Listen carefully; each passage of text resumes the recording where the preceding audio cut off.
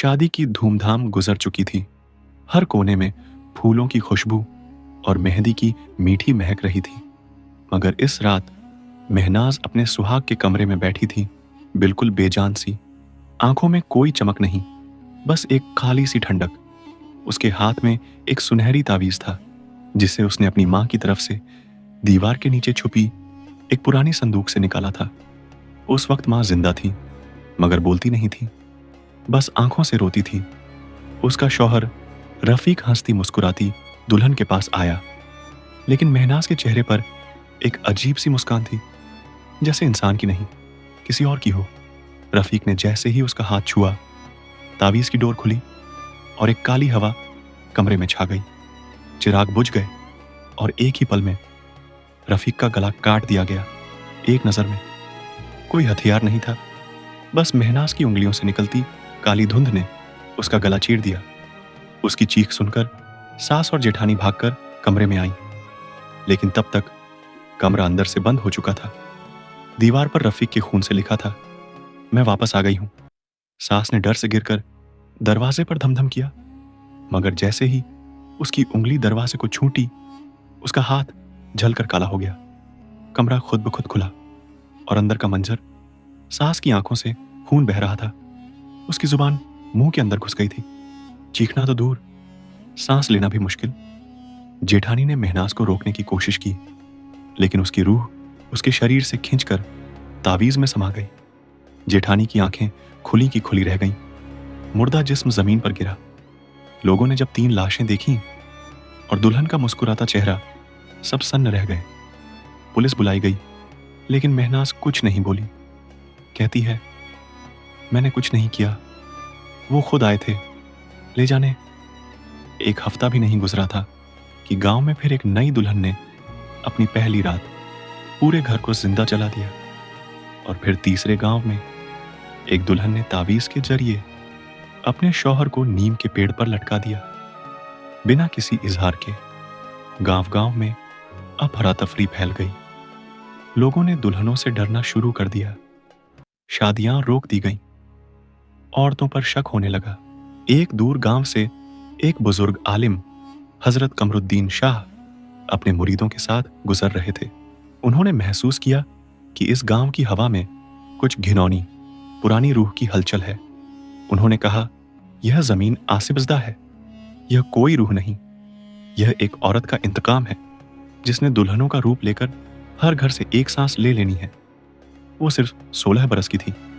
नाम था रूही, बिल्कुल अपने नाम की तरह, हंसी से भरपूर, चंचल, फूलों से खेलते हुए जिंदगी को एक मिठास समझने वाली। उसका गांव सबसे छोटा था, लेकिन उसकी मुस्कुराहट सबसे बड़ी। माँ के साथ घरेलू काम करती, बाप से लाड़ उठवाती और कभी कभी खुद से बातें करती थी। माँ, क्या सच में सब दुल्हनें राजकुमारी बन जाती हैं? माँ मुस्कुराकर कहती, जब दूल्हा राजकुमार हो बेटा, तब बन जाती है। उसके बाल हमेशा खुले रहते, आंखें सपनों से भरी और दिल में कोई गला नहीं, बस प्यार। उसकी माँ रोटी बना रही थी जब रूही ने देखा एक घोड़ा गाड़ी उनके दरवाजे पर रुकी। एक सुधरे हुए अमीर खानदान का रिश्ता आया था। लड़का शहर में नौकरी करता था। औरत बोली, ऐसी मासूम लड़की को हम अपने घर की इज्जत बनाएंगे, अगले हफ्ते शादी करेंगे। छठ मंगनी, पड़ ब्याह। रूही ने ना हाँ की ना ना। माँ कहती, तेरी किस्मत चमक जाएगी रूही, शहर जाएगी तू। और एक हफ्ते बाद रूही विदाई में रोती चली गई। उसका ससुराल उसी गांव में एक बड़ा हवेली जैसा घर था, लेकिन जिंदगी उसमें कैद थी। पहली रात ही उसके लिए बेपनाह तन्हाई लेकर आई। शौहर अकबर एक ठंडा, खामोश और अजीब आदमी था। उसकी आंखों में मोहब्बत नहीं थी, सिर्फ हक था। सास ने पहली सुबह रूही से कहा, ज्यादा हंसने की जरूरत नहीं, इस घर में बहुओं को सिर्फ काम के लिए रखा जाता है, खुशी के लिए नहीं। जेठानी कान में, सुंदर तो है, देखते हैं अकबर कितने दिन में बोर हो जाता है। अकबर पहले 2 दिन हंसकर मिला, फिर तेज निगाहों और तानों भरे लफ्जों में बदल गया। रूही को शादी के बाद रोजाना एक दूध का गिलास दिया जाता था। वो पीने के बाद बेहोशी और बुरे सपने देखती थी।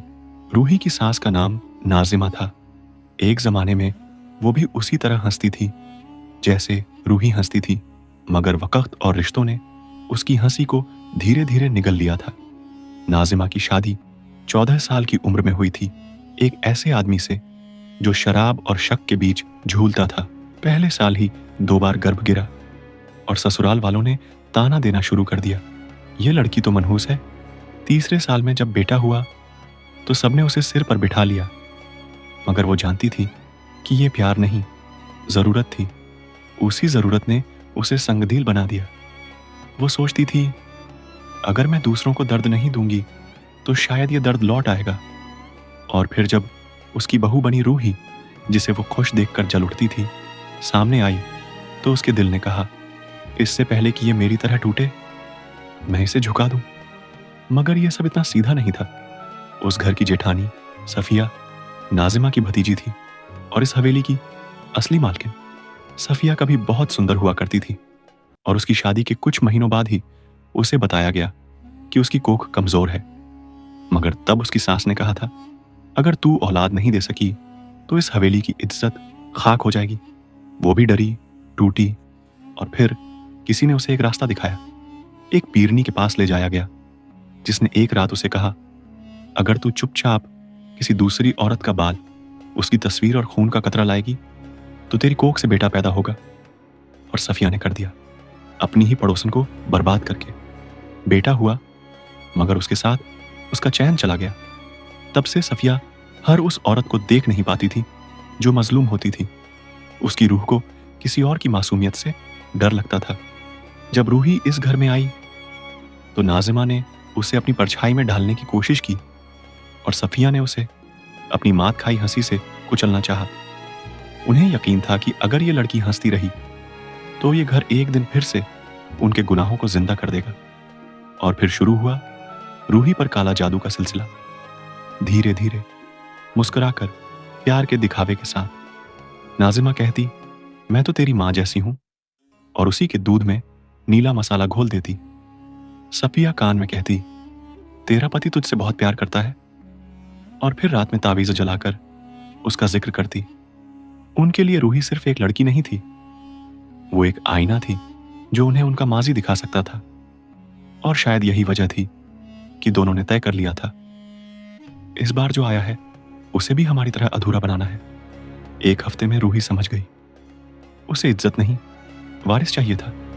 जब कुछ महीनों बाद भी वो मां नहीं बनी तो लोग उसे बांझ कहने लगे। सास जेठानी ने मिलकर फैसला किया, रूही पर जादू कराया जाए।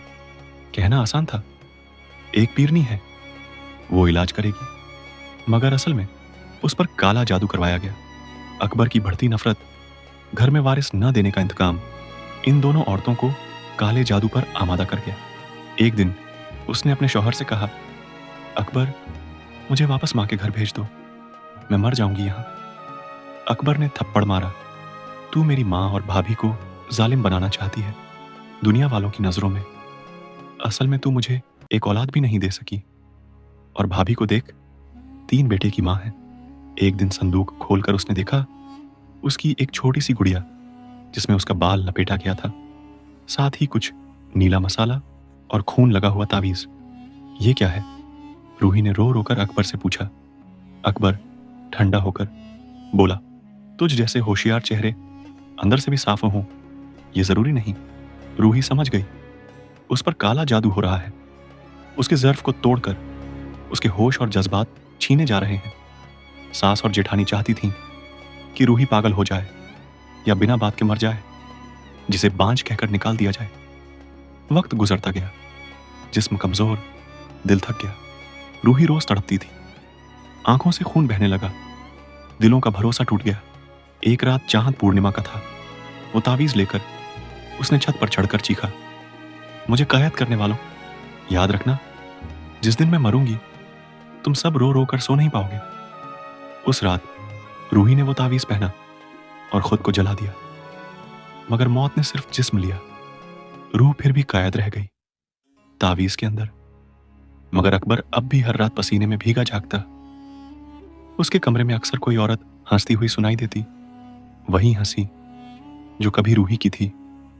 शीशे में उसे अपनी आंखों में रूही की परछाई दिखती और बिस्तर पर सफेद दुपट्टा पड़ा होता, बिना हवा के भी हिलता हुआ। वो पागल होता जा रहा था। लोगों ने कहना शुरू कर दिया, वो आदमी अपनी बीवी को मारकर चैन से नहीं जी सका। और फिर जन्म हुआ रात की रानी का। उस रात से जब भी किसी गांव में कोई दुल्हन सफेद दुपट्टा पहने, नई दुल्हन उस गांव में आती, तो उस घर में मौत होना पक्का था। गांव की हवा अब भी भरी हुई है। हर दूसरी दुल्हन किसी न किसी अनदेखी चीज से डरकर रोया करती है। लोगों ने शादियां बंद कर दी हैं। गांव के पीपल के पेड़ के नीचे हजरत कमरुद्दीन शाह रह रहे हैं, एक रोशनी का छोटा सा दिया जलाकर। उनके पास एक तावीज पड़ा है जिसमें से कभी कभी औरत के चीखने की आवाज सुनाई देती है। एक आंधी सी हवा चलती है, दिया बुझ जाता है और हजरत आंखें खोलकर कहते हैं, आ जा रूही, तेरा इंतजार था। हवा ठंडी पड़ जाती है। हजरत के सामने एक सफेद लिबास में औरत नजर आती है जिसे कोई और नहीं देख सकता। रूही, आवाज कांप रही है। मैं रूही हूं, अकबर की बेजान बीवी, जिसे जिंदा जला दिया गया। मोहब्बत की भीख तक न मिली। अब मैं सिर्फ बदला हूं। हजरत ने तावीज उठाया, उस पर कुछ रूहानी कलमात पड़े और उसकी आंखों में देखकर कहा, तुझे सुकून चाहिए या सिर्फ लहू? जिसने तुझे तोड़ा वो दुनिया से बेखबर है, रो रहा है, जिंदा है लेकिन जिंदा लाश है।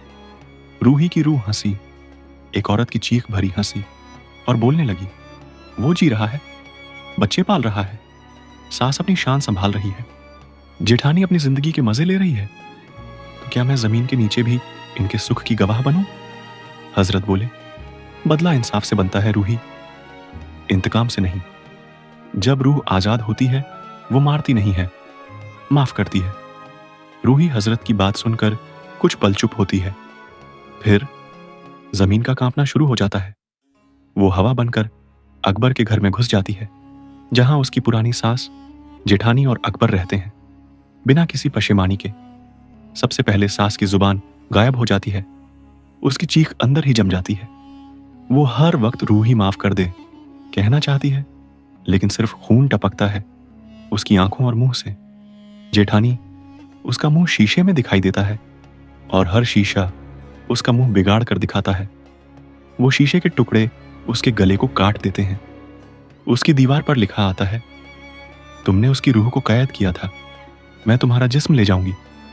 अकबर जब घर आता है तो देखता है दोनों औरतें मुर्दा पड़ी हैं।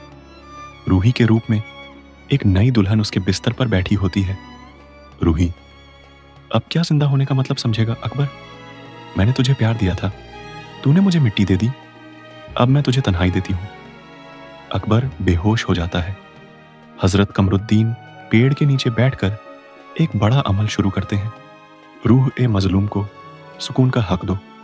जमीन थरथराती है, आसमान से बिजली सी चमकती है। रूही की रूह वापस पेड़ के नीचे आती है। हजरत बोले, बेटा तू इंसाफ ले चुकी, अब तू भी सुकून ले। तेरा जिस्म उनके जख्मों का निशान था, पर तेरी रूह अब रोशनी बन सकती है। रूही आंखों से आंसू गिराती है।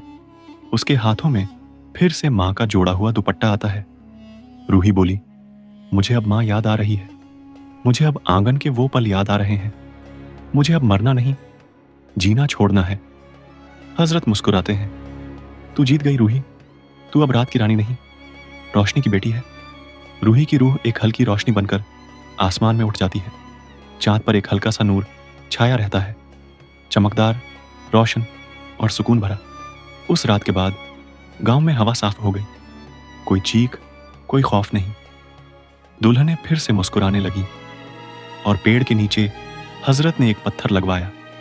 यहां रूही की याद में दिया जलाया जाता है, उस मासूम के लिए जिसे मोहब्बत से ज्यादा इंसाफ चाहिए था। दोस्तों, ये कहानी हमने अपने बुजुर्गों से सुनी थी। उम्मीद है कि आपको आज की ये दास्तान पसंद आई होगी। वीडियो को लाइक करें, कमेंट्स में अपनी राय जरूर दें और हमारे चैनल दास्तान ए कल्ब को सब्सक्राइब करें। शुक्रिया।